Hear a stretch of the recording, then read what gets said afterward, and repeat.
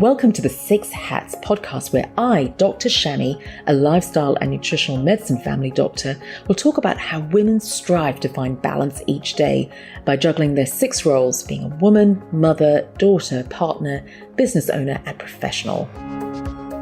Hello, everyone. Welcome back to the Six Hats podcast. And I've got Dr. Henry Kurtz with me today. Now, he's a doctor, and I love how he says he's a daydreaming specialist. His background is in emergency medicine and intensive care here in Australia. He's also now completing his master's in applied neuroscience at King's College London. He's the founder of Wombat Meditation app, and also, which has sort of moved on to an online platform for psychology services. So welcome, Henry.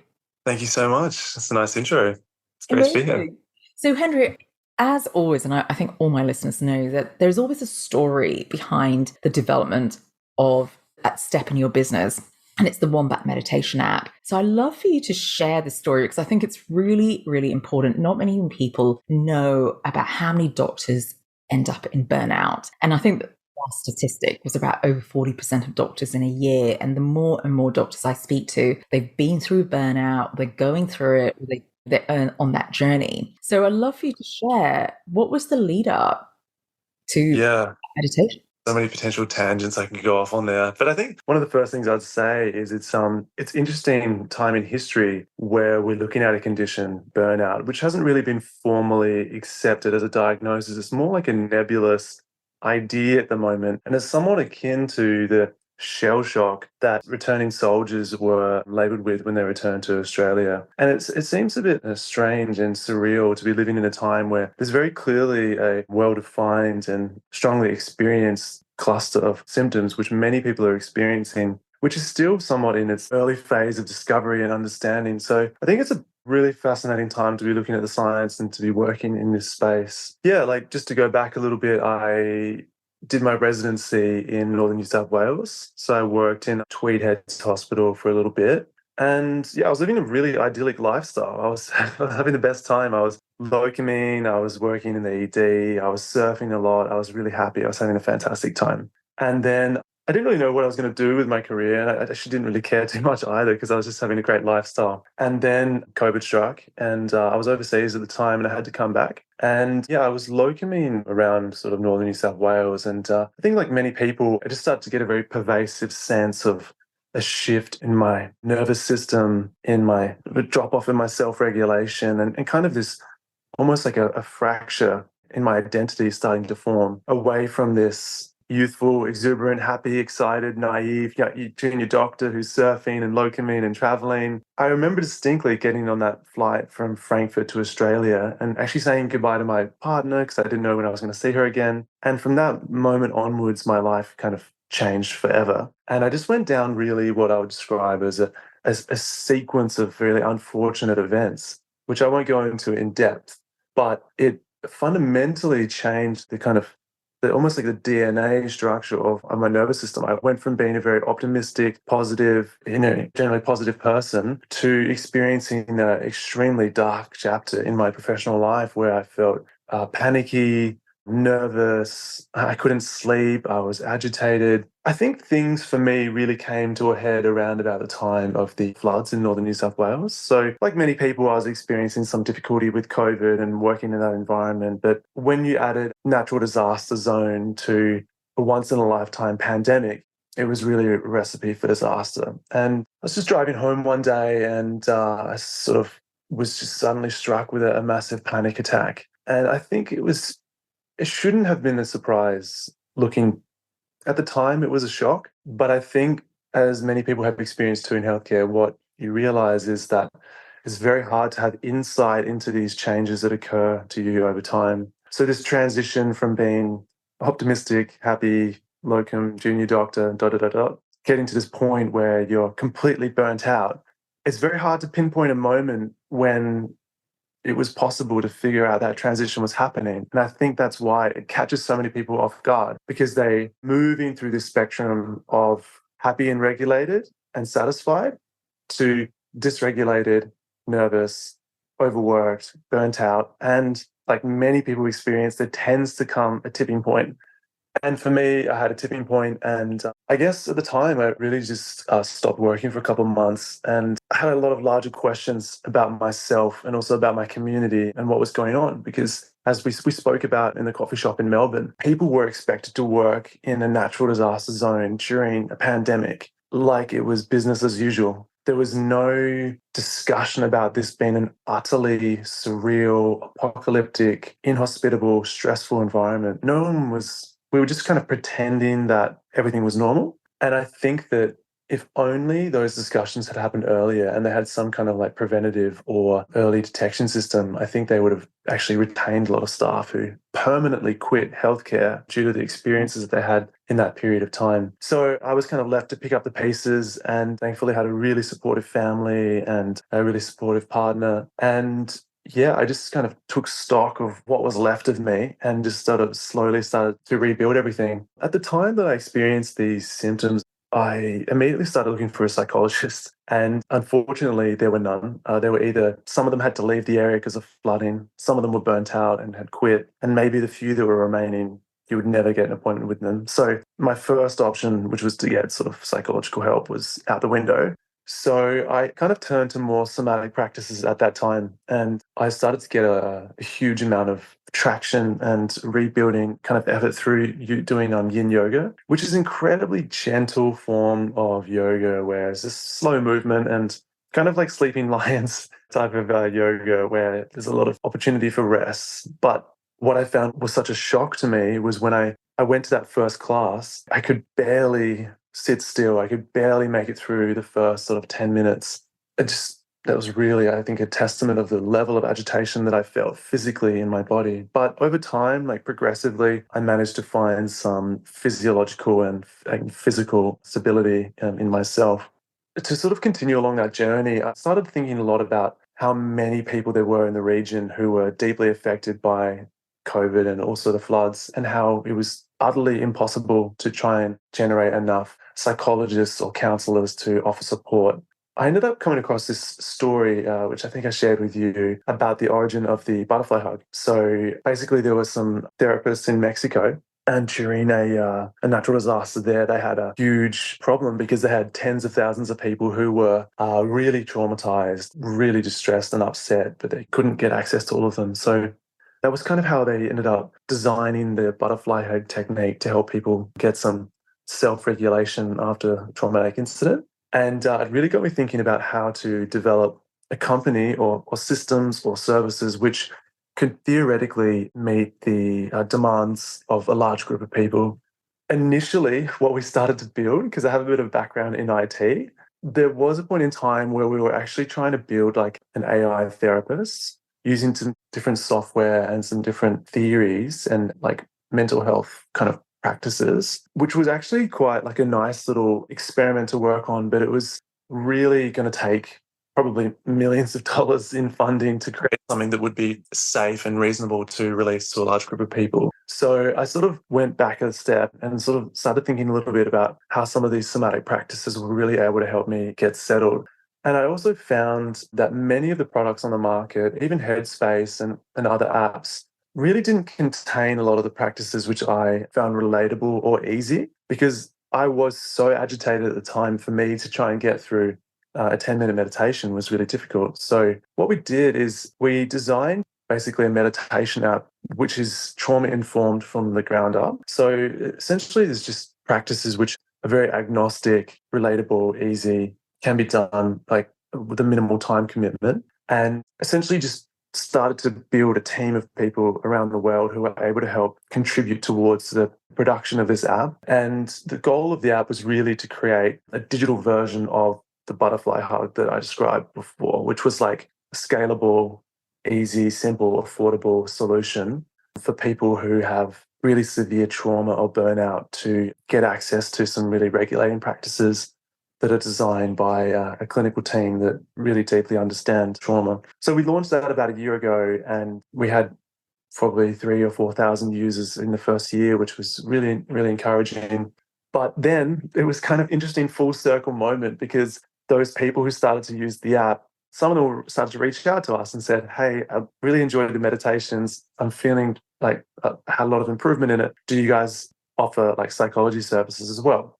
And I think those questions really took me by surprise, but also reminded me of where my journey started, which was sitting in a car at the front of a huge hospital, completely wrecked, desperately calling every psychologist in my town to try and get in with one of them. So we ended up launching like a small community crowdfunding campaign to basically get some cash together to develop a online psychology service specifically for PTSD and burnout. Yeah, we launched that about 3 months ago, and we have a growing team of practitioners there. And yeah, it's been really exciting, I think, because in a strange way, like my own recovery was almost occurring in parallel to the creation of these products.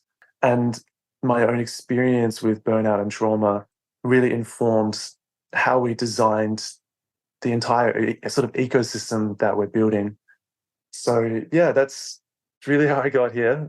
No, that's an awesome and most inspiring story, to be honest, Henry. And that's why it's so important to share. But before I dive into, I've got a few questions on that. Please explain what the butterfly hug is, because many may not be aware. Yeah, the butterfly hug. So there's sort of theories around why it works, but what exactly it is, if you take your hands and you cross them over your chest, so you've got your right hand on your left shoulder and your left hand on your right shoulder, and there's not really any like real science to it, but what you want to do is just start sort of tapping left and right.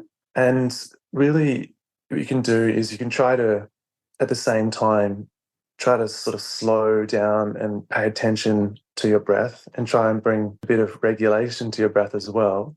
And as you're doing that, you can also slowly start to bring awareness to just like the tempo of your hands. And one thing people will often notice if slightly agitated state is the tempo is going to be really fast. Oh, wow. Yeah, it's going to be fast because like if your mind is racing, it's really going to manifest that pace. And I think some therapists what they'll do is they'll recommend that you try and create some variation in the tempo of the tapping. Pay attention to those three things. I think you're just trying to bring some awareness to the pace of your thoughts, bring some awareness to the depth and speed of your breathing, bring some awareness to the feeling of your hands, bring some awareness to your hands. I think it works because A, it's distracting. B, there's some scientific theories about increasing inter-hemispheric communication. So it's believed that when people go into sort of a fight or flight or panic or fear mode, there's less communication between the left and the right sides of the brain. And so there's some thought that it might improve that flow of communication. So yeah, it doesn't work for everybody, but I think it can be done in certain situations. And I think it can also be done in a therapeutic setting as well, if someone's feeling a little bit agitated. Researchers who created it were, obviously blown away at the idea of creating this tool that they can naturally spread between people and at least get people started feeling a little bit more regulated. Yeah. What I love about your story, Henry, is that vulnerability and that authenticity. And it's so important because, to be honest, not many people are willing to talk about that journey. It's almost like a badge of honor to be stressed. And when you really think about it, people are suffering in silence. And would you say, it's hard to sort of suddenly, generalize, but would you say more men are less likely to talk about their emotions and admit to feeling stressed and overwhelmed rather than women? Are they less likely to seek help? What are your thoughts and your experience as a doctor, also in your research and setting this up? That's a good question. Because the research really says about how men do find it hard to talk. And it's a societal thing, a cultural thing. And that's why men's sheds and men's groups have come.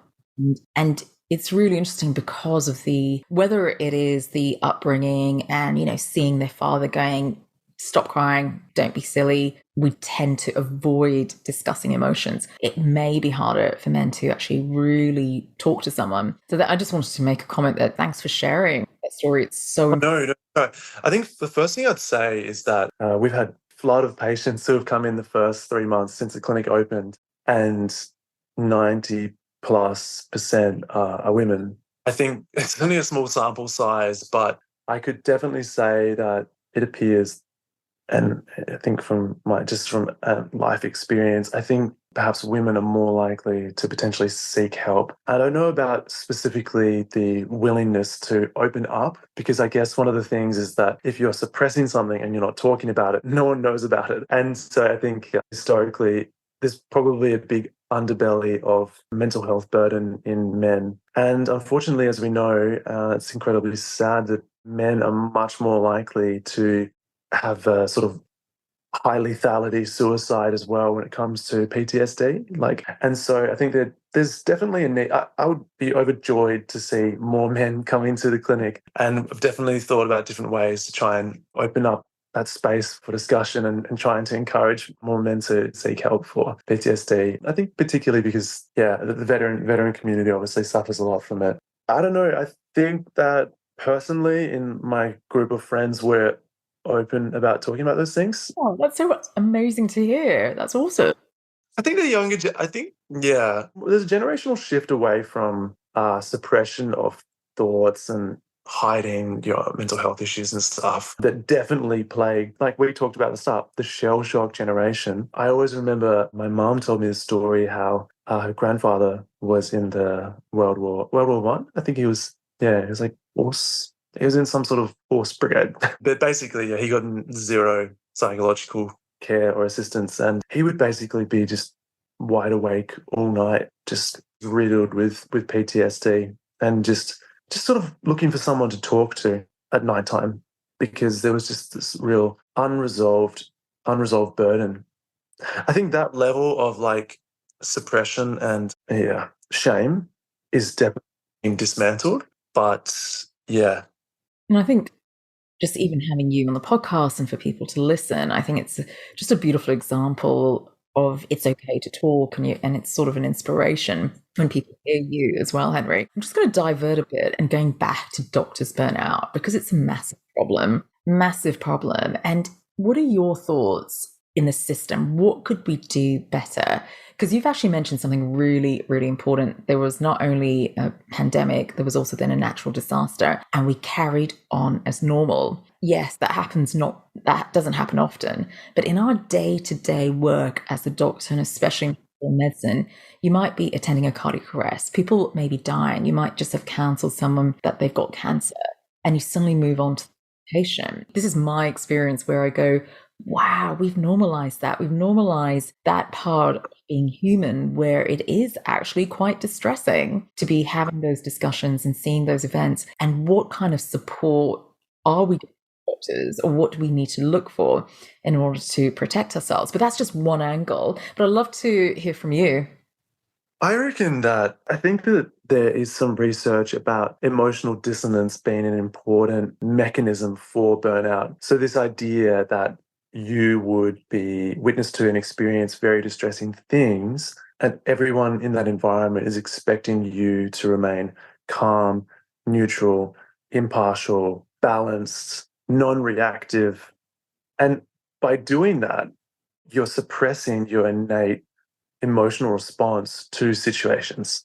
So it might be that I've just broken the news to someone that's very terrible and emotional, and everyone in the room is crying. And I think as doctors, it's really hard to remain neutral, impartial.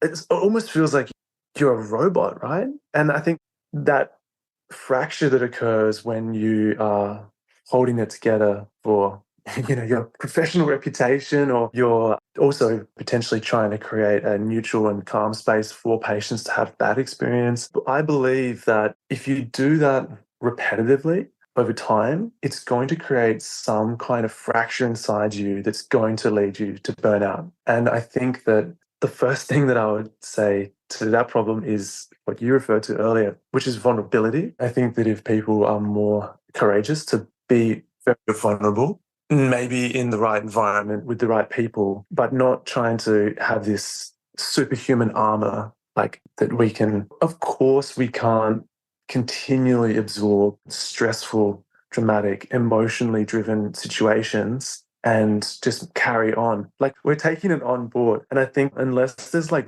regular moments for you to release some of that emotional dissonance, you're either going to become like a drone, you start to lose your emotions, because the only way you can physically or intellectually continue to carry out your job is to start to blunt your emotions.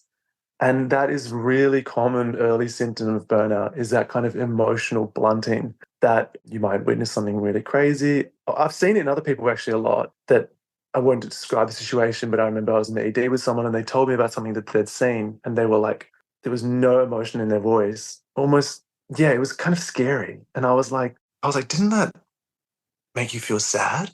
And they were like, oh, yeah, I don't. And I was like, that freaked me out, because I was like, you should be really sad or you should be feeling something. And you're talking to me like a robot. I think that's one of the first things that I would potentially mention about burnout. I think as well, like I remember very distinctly, like early on in my career, I was like a resident and I was in a very rural hospital by myself and my senior was off having dinner breaks. I was there by myself for like a period of time. And a young woman, like in her 40s, came in like drenched in sweat, just sheets of sweat. And she was having a massive MI. And it was the first time I've ever seen an MI. I called my boss back in, but there was this, bit of period of time where I was doing things before he got there. Oh, for those listeners who don't know, MI is a heart attack. Yeah, heart attack. Yeah, heart attack. And anyway, it was incredibly emotionally charged moment. And kind of right before our eyes, this person in their 40s, just their heart just suddenly stopped. And despite doing CPR for 40 minutes plus, they ended up dying. And it was a very shocking moment for me, because it was the first time I've ever seen someone talking to me. They're relatively young. They're like, am I going to be okay? Boom, they lose consciousness. CPR, not effective. Everything that we tried was not effective and they died. I remember going off to like another room and kind of being shell shocked by this information, but I ended up crying a lot. And I think that by letting it out, by actually not resisting that emotional dissonance of that shock situation, it never tormented me. I think that's probably what we need more in medicine, is like people who are willing to find spaces where they can be human in between. Because when you can find those moments, then you can actually shoulder challenging emotional situations with humanity and empathy, but also let yourself be human too. Absolutely. And you made such an important point, the human side of being a doctor. And often it's not discussed about the level of tragic incidents that we see, witness, and or hear in terms of stories, and how it impacts the doctor as a human being. Yes, there's an expert hat on, and yes, you're there to provide guidance and support, but you're human. And I think we've forgotten that. And I think that's a key message here of how we need to take care of ourselves, whether it's seeking our own therapy, our own resources, self-care. And from my point of view, I just want to also mention the lack of education at med school in terms of even just nutrition and lifestyle, and how that's so important for well-being. And it was a journey that I had to take on my own to discover, educate, and as a result, go down the integrative pathway and realize there's so much you can do for mental health, which is just not psychology. It's actually a moment in your career where you felt some of that emotional blunting happening, where you felt like you just... Absolutely. So many points. There's so many points where I felt disillusioned by the whole system. And as it was that 5-10 minute consults, the days you come back exhausted and you go, what did I do for these patients? And I felt disconnected, and patient was irritable. I was irritable because, just overworked, and it was not satisfying. And that's where the system had to change. But also I took time out. I remember taking 9 months off, went traveling around the world. I was disillusioned and came back refreshed and go, how can I approach this differently? But it was very driven. It was self-driven to find solutions, find a different way of working. But often people feel stuck and feel like, what else can I do but follow the system? And I've heard that story so many times. And that's where, not only looking after yourself, that's your number one priority, but what do to look after yourself in terms of meditation, which we're going to go into, but also beautiful yoga, eating well, sleeping well, having all these practices and having that time to release that emotion and be human. And it's okay to be emotion. Maybe we dream room in the ED where people can just go and like a soundproof booth in the ED where people can just go and scream out frustrations. It'd probably be like a line around the corner. Exactly.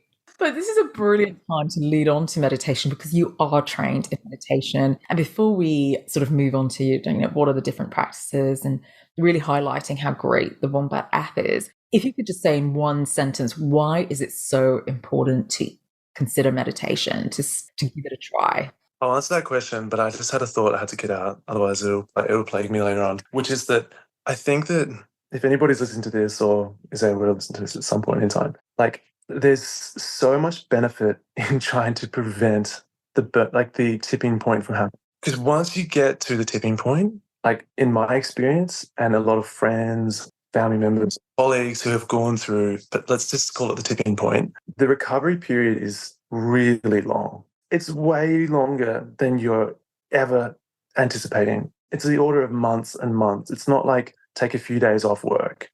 And that if you do feel any of those red flags coming in, like the emotional, feeling ineffective, feeling kind of this emotional blunting, just frustration, cynicism, like you need to Tiredness. Yeah. you have to act urgently, because if you don't take it seriously, and you're already on that track, like it's going to take a lot for you to get back to whatever baseline you want to be on once you reach the tipping point. And I wish that's what I had understood earlier on, which was that there were so many opportunities for me to change course, but I didn't take any of them. And because doctors have this complete illusion that unless they are indestructible, they're not valuable. Spot on. Yeah. And that actually, like you said, the vulnerability factor is what's going to get you into a better direction, which is going to make you a better doctor, a better partner, a better son, a better father, whatever. And trying to recognize and acknowledge where you're vulnerable and change direction. And I think that's something that I wish I had the humility to do, but being a youngish person, I thought I was indestructible and I didn't do anything about it. Amazing words, Henry. I think that's such an important message, because I do see patients who've reached burnout, and it's such a hard decision of taking time out. I can't afford it, whether it's work related, financial related. And I go, what we need now is time out. And you're spot on. So why wait for that? There's so much you beforehand in terms of identifying it. So yeah, on to meditation, Henry. Yeah, so I think that I have an interesting relationship with meditation because I, like many people out there in the world, have a really short attention span. So for me, a big problem was trying to get through meditation. And really, I think through the Wombat app and through my own practices and learnings and education and stuff, what I really found that works for me is not meditations that are too cerebral or too spiritual, but really focusing on like the physical body. And some people call this like somatic practices or like somatic meditation. And it sounds really selfish, but basically I just found all my favorite meditation teachers who had incredible voices and had incredible depth of knowledge around somatic meditation. Yeah, we kind of crafted these meditations for people who were finding it difficult to sit through a meditation, were finding it too highbrow or too esoteric, and who maybe just wanted something agnostic and grounding. And it was usually pretty short, like 6 minutes. So that was our like kind of the DNA of all the meditations that we made. But I think that meditation is not so much about like, it's to me anyway, it's not about, it can be about spiritual tradition and esoteric ideas, but all you're trying to really do is to find a state of like a flow in some way. And for me, in many ways, for many years, that was surfing. So I always found a great depth of meditation in surfing because I would go surfing and I would, there were many moments where you could sit down and do some deep breathing and be in nature, be in a flow state, be away from your devices. And maybe it doesn't fit a kind of traditional meditation kind of definition, but I think that you could find it walking through nature. You could find it sitting in the lotus pose. You could find it in many different places. And I think at the end of the day, all you've got to do is try to find methods, techniques, teachers, environments that work for you. Probably the best thing anybody can do is try and find a in-person teacher that they can work with in a studio, like a yoga studio, because having that accountability of being in a yoga studio will actually bring out the best effort from you. Whereas, yeah, I think sometimes trying to go too hard of just sitting alone with your thoughts is a very dramatic place to be. And I think that goes back a little bit to the concept of meditation itself. Many people are terrified to sit still alone with their thoughts because the thoughts are what scare them the most. And I think that's why I never really enjoyed or gravitated this idea too much of like the simple mindfulness style meditation, which is like, oh, there's your terrifying thought. Just take note of it and let it pass. There's your intrusive thought. Just tag it and let it go. I never really enjoyed this idea, and it never really worked for me either. So I guess in a way, I am doing that, but instead of focusing on the mental content, I'm very much more finding benefits in focusing on like the physical happenings in the body. So breath work is obviously a fantastic tool because breath work it's a double win. You're bringing awareness to your physical body and you're changing physiology second to second of your body. And we have a lot of breathwork sessions on the app. That was kind of probably how it started, actually. We had some amazing breathwork teachers. And I think just learning some core breathwork techniques are really good for burnout as well. I pretty much, if I'm in a very stressful emergency in a department, I'll often go to the bathroom and just try to get some sense of consistency and calmness back to my breathing. Because if you can do that and then you can slow down the pace of your physical movement, if you exit the bathroom an entirely new person, and it happens to me all the time. I'll go into the bathroom, I'm out of breath, I'm stressed, I'm shallow breathing, panicky, I'm not thinking straight. If I can go in the bathroom, spend 1 or 2 minutes, slow my breathing down, switch to diaphragmatic breathing, physically slow down my body and my movements as well, your frontal lobe starts to come back online and you suddenly realize like, I'm going to achieve more efficiently, more compassionately if I leave this room slowly and while breathing in an effective and functional way. And it really, really works. And I think that there's so much utility in learning those skills because you realize you're going to become a superpower for the environment that you're working in. Because if you're the calmest person in the room, you're going to create a ripple effect of calmness to people around you because we're social animals. We can very easily, energetically understand someone's anxious. Should I be anxious? Now I'm anxious. Why am I anxious? But if you have more and more people in the workplace who are bringing like calm, regulated energy, it creates a huge ripple effect. And I think that's why I wish more people perhaps focused on this, because the thing is that you can, through meditation, through breath work, through physical practices, you don't just feel better, you're going to perform at your job at a much higher level. Because we know from neuroscience that when a person they start to panic, they start to feel fear, the sweaty palm starts creeping in, pretty quickly we switch to limbic and brain regions. We're just reacting like an animal is. And if you're in an environment like a hospital where your skills as an animal are not needed, it's much, your frontal lobe is what the hospital is calling for. If you can try and slow down that physiological fear reaction, you can actually access much higher cortical centers.